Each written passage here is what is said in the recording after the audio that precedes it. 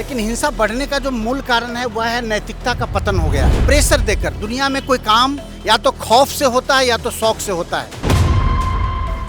बिहार सरकार ने एक बहुत बड़ा काम जो शराबबंदी का किया है, मैं इसकी भूरी भूरी प्रशंसा करता हूँ। मैं किसी पार्टी विशेष से नहीं हूँ, लेकिन जो नशा है वो नाश का कारण है। लेकिन मैं योगी जी जो आदित्यनाथ जी हैं, वो जिस प्रकार से सख्ती से पेश आ रहे हैं, जैसे वो चिन्हित करते हैं कि ये आदमी सही नहीं, ये आदमी आतताई है, तो वो जिस प्रकार से सख्ती से कार्य कर रहे हैं, मैं उसकी बुरी बुरी प्रशंसा करता हूँ।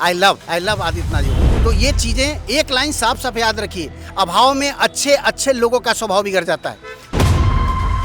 3 दिन खाना नहीं मिलेगा, चौथे दिन रिकॉर्डिंग नहीं होगी, चौथे दिन पता लगेगा कि यहाँ पर हाथ में सेब है, केला है, लीची है, छीन के खा जाएंगे। ये व्यवस्था का कार्य प्रशासन का है, ये व्यवस्था का कार्य सरकार का है। सरकार को इस क्षेत्र में सोचना पड़ेगा कि हमारे घर में, हमारे परिवार में कोई भी आदमी अभाव में नहीं रहना चाहिए। हम जिस दिन सोच लेंगे, संकल्प ले लेंगे, संकल्प नहीं है, नैतिक पतन है। आदमी सब अपने स्वार्थ में डूबा हुआ है, आदमी सिर्फ अपनी बातें सोच रहा है। जिस दिन हम जनता के विषय में सोचेंगे, जिस दिन हम सोचेंगे मेरा परिवार अभाव में है, उस दिन हम उस चीज़ को बहुत जल्दी से जल्दी दूर कर लेंगे। बिहार में मैंने कई लोगों से बात की, बिहार में भी लोग योगी आदित्यनाथ जी की प्रशंसा करते हैं कानून व्यवस्था के मामले में, लेकिन कोई एक बुराई जो आपको योगी आदित्यनाथ जी में नजर आती हो? क्षमा चाहेंगे। क्या बुलडोजर का डर सताता है? नहीं, क्षमा चाहें। आर्थिक विषमता के नमस्कार, मैं सुष्मित पटेल, प्रत्यक्ष समाचार में आप सभी का स्वागत करता हूं। इस समय मैं मौजूद हूं पटना के बीजेपी कार्यालय पर। बीजेपी कार्यालय से के सामने जैसे हम लोग पहुंचे हैं, यहां पर 2 साधु मिल गए हैं। बात करते हैं कि समाज में जो आजकल ये जो सरकार है, सरकार बहुत सारे अच्छे काम करे, लेकिन यहाँ पर अपराध लगातार बढ़ रहा है। अभी पिछले दिनों होटल में घुसकर हत्याएँ हुई, ऐसी चीज़ें और जो भी समाज की और भी मूलभूत समस्याएं होती हैं उनके बारे में बात करते हैं। क्या कहना चाहेंगे कि कानून व्यवस्था के बारे में क्या कहना है? नमस्कार, मैं आनंद मार्ग प्रचारक संघ से आचार्य सत्यासानंद अवधूत। अभी जो पटना में और बिहार में जिस प्रकार से हिंसा बढ़ी है, तो यह सोचने का विषय है।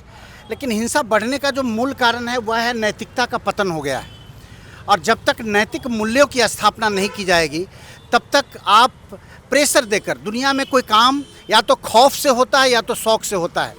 तो खौफ की ज़रूरत है, लेकिन खौफ बहुत ज़्यादा देर तक काम नहीं करता है। इसलिए शौक आदमी के अंदर पैदा करना होगा। जो हमारा शिक्षा है, शिक्षा का तंत्र है, सिलेबस से नैतिक मूल्यों की बात अब धीरे धीरे खत्म हो गई। तो नैतिक मूल्यों की स्थापना कैसे की जाए, यह सबसे बड़ी बात है। और नैतिक मूल्य का मतलब होता है यम नियम का पालन, अहिंसा, सत्य, अस्तेय, अपरिग्रह, ब्रह्मचर्य, शौच, संतोष, तप, स्वाध्याय, ईश्वर प्रणिधान। ये 10 चीज़ें जो प्राचीन काल से अब तक लोग इसको स्थापित करने का प्रयास करते रहे हैं, इसको जैसे स्थापित करेंगे, इसको मानने का संकल्प जैसे व्यक्ति लेगा, उसी तरह से, उसी समय से समाज से ये चीज़ें धीरे धीरे खत्म होगी। लेकिन जब हिंसक लोग समाज में होंगे, तो जो अहिंसा वाले लोग होते हैं उन पर वो अक्सर हावी होने का प्रयास करते हैं, उनको ही नष्ट करने का प्रयास करते हैं। तो उस हिंसक व्यक्ति से कैसे निपटा जाए? उससे अहिंसा से तो निपटा नहीं जा सकता। उसके लिए तो साफ साफ हमारा शास्त्र कहता है कि क्षेत्र दारा पहाड़ी से शस्त्रधारी धनापहा अग्नि दगर दश्चैव सड़ते ते अताइन। 6 तरह के लोग आताई हैं।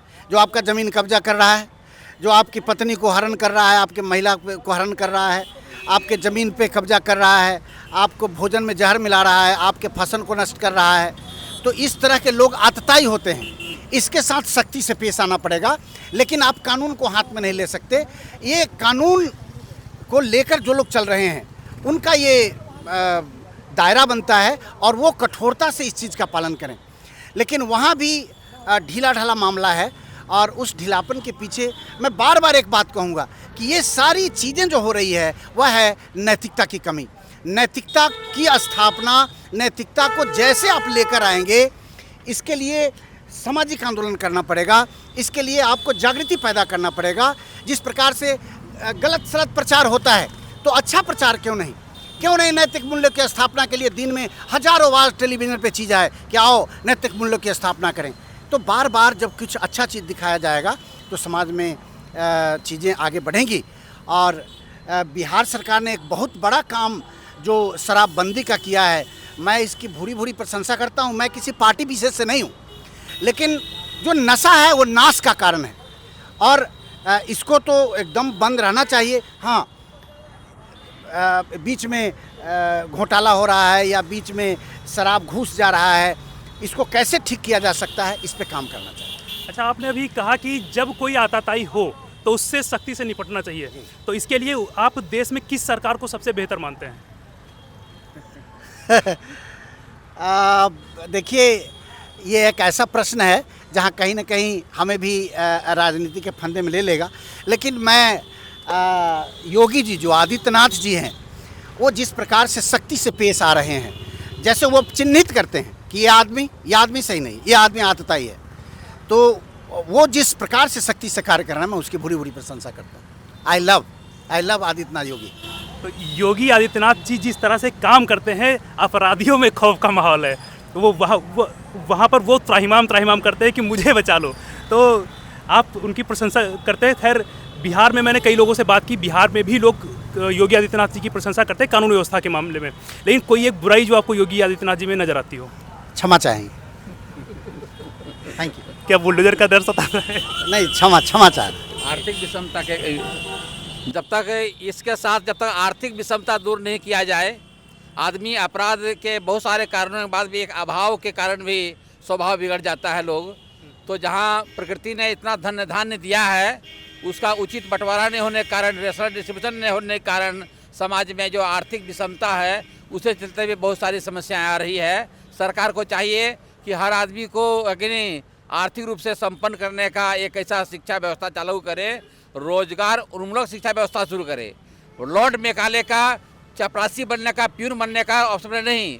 जब तक भारत में कम से कम गुरुकुल शिक्षा व्यवस्था जो पहले प्राचीन काल में था, वो रोजगार उन्मुखी था। जो जिस तरह का विद्यार्थी उनको ऐसे शिक्षा जाता था, वो आगे पढ़कर उनको इंतजार नहीं करना पड़ता था मुझे ये करना है। जब तक वो आर्थिक विषमता दूर नहीं होगा तो ये समस्या बनी रहेगी अनंत काल तक। इसलिए हमारे गुरुदेव ने प्रगतिशील उपयोग तत्व जो प्रौढ़ दर्शन दिया है, उसका प्रचार प्रसार नहीं होगा, उसका समाजीकरण नहीं होगा, उसकी सरकार नहीं बनेगी, तब तक समस्या चलती रहेगी। रेशनल डिस्ट्रीब्यूशन, विवेकपूर्ण वितरण होना चाहिए, विवेकपूर्ण। लेकिन संविधान ने तो हमें कमाने का अधिकार दिया है ना, तो अब वितरण कैसे हो सकता है? नहीं, जैसे आप कर रहे हैं ना, जिनके पास ज़मीन नहीं है, बिहार सरकार के पास ज़मीन है या जो भूदान के ज़मीन थे, तो उसको आप ज़रूरतमंदों को दे रहे हैं ना, तो विवेकशील वितरण तो होना ही चाहिए। और accumulation of wealth is the root cause of all the problems. जहाँ एकोमुलेशन होगा, जहाँ मनी रोलिंग नहीं हो रहा है, एकोमुलेट हो रहा है, जहाँ पे खाई बढ़ रही है, बड़े बड़े कहीं अट्टालिकाएँ हैं, उसके साथ लगातार हज़ारों झोपड़ियाँ हैं, तो ये चीज़ें एक लाइन साफ यहाँ रखिए, अभाव में अच्छे लोगों का स्वभाव बिगड़ जाता है। 3 दिन खाना नहीं मिलेगा, चौथे दिन रिकॉर्डिंग नहीं होगी, चौथे दिन पता लगेगा कि यहाँ पर हाथ में सेब है, केला है, लीची है, छीन के खा जाएंगे, सब कुछ खत्म हो जाएगा। अभाव में स्वभाव बिगड़ता है। आज अगर भारतवर्ष के कोने में कहीं अभाव में लोग जी रहे हैं और अभाव के कारण अगर स्वभाव बिगड़ रहा है, तो ये हमारी जिम्मेदारी बनती है, हमारी नैतिक जिम्मेदारी बनती है कि अभाव को कैसे दूर किया जाए। और ये दूर करने का कार्य एक सामाजिक कार्यकर्ता कितना कर सकता है? हम किसी को एक शाम रोटी खिला सकते हैं, हम भीख मांग के ला के 2 टाइम किसी को खिला सकते हैं। ये व्यवस्था का कार्य प्रशासन का है, ये व्यवस्था का कार्य सरकार का है। सरकार को इस क्षेत्र में सोचना पड़ेगा कि हमारे घर में, हमारे परिवार में कोई भी आदमी अभाव में नहीं रहना चाहिए। तो महाराज जी, अभाव को एक साथ, इतना बड़ा देश, 140 करोड़ की आबादी है, इसमें लगभग 70 करोड़ लोग अभी भी सरकारी राशन पे जी रहे हैं, तो इसको एक साथ कैसे समाप्त किया सकता है आपके हिसाब से? कैसे हो सकता है? ये तो बहुत ही दुख की बात है कि इतने वर्षों के बाद भी जब हम कहते हैं कि 70 करोड़ आदमी बिलो पॉवर्टी लाइन के नीचे है और राशन सरकार से ले रहा है, इसका भी जब आप स्क्रूटनी कीजिएगा, मैं कई ऐसे लोगों को जानता हूँ, ये जो 70 करोड़ है ना, ये 30 करोड़ हो जाएंगे। जिसके पास 50 लाख की गाड़ी में चलता है, वह भी राशन ले रहा है, मैं नाम नहीं बोल सकता है। और मैं जब उनको कहता हूँ, बोले अरे मैं लेके अपने मजदूरों को दे देता हूँ। तो ये भी एक कारण है। लेकिन आप जो कह रहे हैं कि एक साथ में कोई काम होता नहीं है, लेकिन पहल तो करनी पड़ेगी ये अभाव को दूर करने के लिए।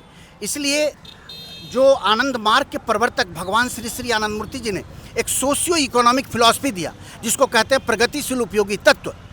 वो 2 बातें कहता है, rational distribution, maximum utilisation. Maximum utilisation और रेशनल डिस्ट्रीब्यूशन के कार्य को जैसे आप लेकर चलेंगे, आप दुनिया को सुरक्षित कर सकते हैं। लेकिन आपके अंदर एक जज्बा होना चाहिए। यह सोच करके 70 करोड़ का कैसे करेंगे? हम जिस दिन सोच लेंगे, संकल्प ले लेंगे, संकल्प नहीं है, नैतिक पतन है। आदमी सब अपने स्वार्थ में डूबा हुआ है, आदमी सिर्फ अपनी बातें सोच रहा है। जिम्मेदारियां मिल गई है, प्रशासनिक अधिकारी बन गए हैं, सरकार में आ गए हैं, लेकिन हम अपने लिए सोच रहे हैं। जिस दिन हम जनता के विषय में सोचेंगे, जिस दिन हम सोचेंगे मेरा परिवार अभाव में है, उस दिन हम उस चीज़ को बहुत जल्दी से जल्दी दूर कर लेंगे। तो महाराज जी, आप साधु वेश में हैं, इसलिए मैं आपसे एक चीज़ और पूछना चाहूँगा कि हमारे यहाँ साधु मुख्यमंत्री हैं योगी आदित्यनाथ जी। तो जब वो मुख्यमंत्री बने तो बहुत सारे लोगों ने कहा कि वो गेरुए वस्त्र पहनते हैं, उनको हिमालय जाना चाहिए, वो सन्यासी हैं, उनको सरकार में नहीं बैठना चाहिए। तो आप इसको कैसे देखते हैं? ये दुनिया में एक धार्मिक आदमी के हाथ में शासन नहीं होगा तो क्या बेईमान के हाथ में शासन होगा? साधु हम बन गए हैं, साधु बन गए। आप अगर मेरे हाथ में शासन देते हैं तो मेरे बीवी नहीं है, मेरे बच्चे नहीं हैं, मेरे परिवार नहीं है, मैं जीऊँगा किसके लिए? मैं जनता के लिए जीऊँगा।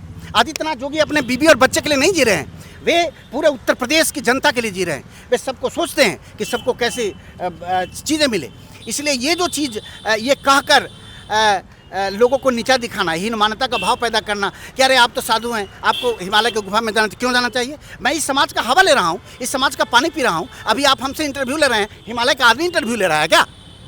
मुझे पानी कहाँ से मिल रहा है? मुझे खाना कहाँ से मिल रहा है? इस समाज से मिल रहा है। इस समाज से जिससे मैं रोटी खा रहा हूँ, पानी पी रहा हूँ, हवा ले रहा हूँ, इसके रक्षा करना, इसका दोहन नहीं, इसकी रक्षा करना हमारा परम कर्तव्य है।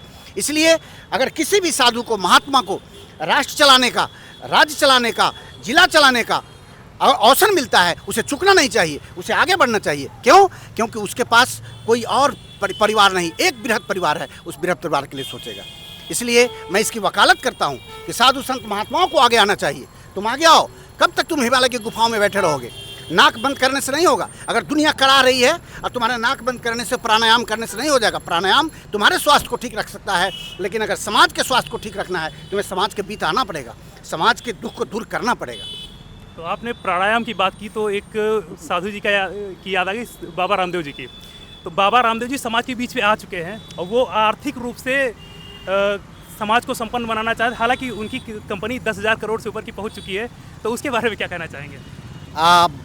रामदेव जी बहुत अच्छा काम कर रहे हैं, बहुत नेक काम कर रहे हैं। उन्होंने हजार लोगों को रोजगार दिया है और उन्होंने जिस प्रकार से ये जो योग है, ये आज का नहीं है, लेकिन इस योग को उन्होंने जिस प्रकार से प्रसारित किया कि आज भारत से बाहर जाकर, दुनिया में जाकर प्रचार करके एक माहौल बनाया, जो आज हम 21 जून को योग दिवस मनाते हैं। उसमें स्वामी रामदेव का बहुत बड़ा योगदान है। और आनंद मार्ग प्रचारक संघ हम लोग पीछे 1955 से कार्य कर रहे हैं। दुनिया के 150 से भी अधिक देशों में हम लोग योग का प्रचार करते हैं, काम करते हैं। तो रामदेव जी अच्छा काम कर रहे हैं और हम उनकी भूरी भूरी प्रशंसा करते हैं। उस आदमी को कोई लेना देना नहीं है, उसके कमीज नहीं है, उसके कपड़े नहीं है। वो जो कुछ कर रहा है राष्ट्र के लिए कर रहे हैं, जो कुछ भी कर रहे हैं समाज के लिए कर रहे हैं। 10,000 करोड़ का पैकेट नहीं है। तो 10,000 करोड़ की उनकी कंपनी हो चुकी है।